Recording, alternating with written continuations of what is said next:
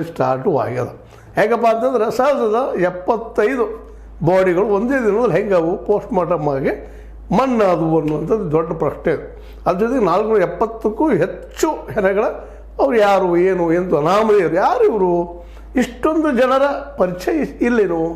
ಯಾರೋ ಇಲ್ಲದ ಬಂದು ಎಲ್ಲಿ ಸುತ್ತ ಹೋದ್ರಿ ನೀವು ಏನು ಎಂತು ಅನ್ನುವಂಥದ್ದು ಇವತ್ತು ದೊಡ್ಡ ಪ್ರಶ್ನಾರ್ಹ ಕಾಡೋ ಜೊತೆಗೆ ಇವತ್ತು ದೊಡ್ಡ ಗದ್ದಲವನ್ನು. ಸ್ವತಂತ್ರವಾದ ಮೀಡಿಯಾಗೆ ಬೇಕಾಗಿರುವುದು ಸ್ವತಂತ್ರ ಧ್ವನಿ. ಆ ಸ್ವತಂತ್ರ ಧ್ವನಿ ಉಳಿಸಲು ನೀವು ಮಾಡಬೇಕಾದದ್ದು ಇಷ್ಟೇ. ಅದೇನಪ್ಪಾ ಅಂತಂತಂದ್ರೆ ನಿಮ್ಮ ಕೈಲಾದಷ್ಟು ಸಹಾಯ ಈ ಚಾನಲ್ಗೆ ಮಾಡಿ ಹಾಗೂ ನಿಮ್ಮ ಧ್ವನಿಯನ್ನು ಕಾಪಾಡಿಕೊಳ್ಳಿ. ಜನಸಾಮಾನ್ಯರಲ್ಲಿ ಹುಟ್ಟು ಹಾಕಿಬಿಟ್ಟದ.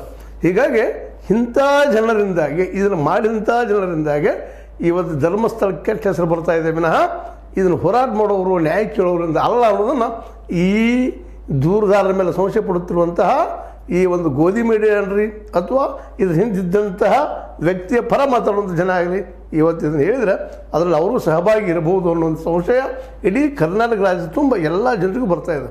ಇದನ್ನು ಇವರು ಗಮನಿಸಬೇಕಾಗಿದೆ. ಇಲ್ಲಿ ನಾವು ಏನು ಕೇಳ್ತಾರೆ ಯಾರಾದರೂ ಇವತ್ತು ಯಾರೋ ತಿಮ್ಮರೂಢಿ ಇರ್ಬೋದು, ಇನ್ನೊಬ್ರು ಇರ್ಬೋದು, ಮಟ್ಟೆನವ್ರು ಇರ್ಬೋದು, ಮತ್ತಾರು ಇರ್ಬೋದು, ಸೋಮನಾಥ್ ನಾಯಕರವ್ರು ಇರ್ಬೋದು, ಇವರೆಲ್ಲರೂ ಹೋರಾಟ ಮಾಡ್ತಾನೆ ಬಂದಿದ್ದಾರೆ. ಈ ಒಂದು ದುಷ್ಟ ವ್ಯವಸ್ಥೆ ಈ ದೌರ್ಜನ್ಯದಿದ್ದಾರೆ.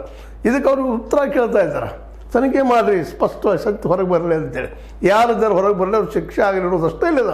ಅದಾಯ್ತು ಅಂದರೆ ಸಹಜವಾಗಿ ಎಲ್ಲರಲ್ಲೂ ಭಯ ಭಕ್ತಿ ಮಂಜುನಾಥ್ ಅವ್ರ ಮೇಲೆ ಇದ್ದಂಥ ಮಂಜುನಾಥ್ ದೇವ್ರ ಮೇಲೆ, ಅಣ್ಣಪ್ಪ ಸ್ವಾಮಿ ದೇವ್ರ ಮೇಲೆ ಇದ್ದಂಥ ಭಯ ಭಕ್ತಿ ಇನ್ನೂ ಹೆಚ್ಚಾಗ್ತದೆ, ಕಡಿಮೆ ಏನೂ ಆಗುವುದಿಲ್ಲ.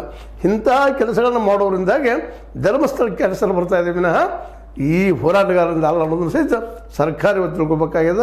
ಮತ್ತು ಪ್ರತಿಯೊಂದು ರಾಜಕೀಯ ಪಕ್ಷ ತಿಳ್ಕೊಬೇಕಾಗ್ಯದ. ಕೇವಲ ನಮ್ಮ ಪಾರ್ಟಿ ಫಂಡ್ ಸಿಗ್ತದೆ, ಮತ್ತೇನೋ ಸಿಗ್ತದೆ ಅಂತ ತಿಳ್ಕೊಂಡು ಅವರಿಂದ ಲಾಭ ಆಗ್ತದೆ ಅಂತ ತಿಳ್ಕೊಂಡು ಅವ್ರ ಪರ ಮಾತಾಡುವಂಥ ಈ ಧ್ವನಿಗಳು ಇವತ್ತು ಅಣಗಬೇಕಾಗ್ಯದ. ಮತ್ತು ಜನ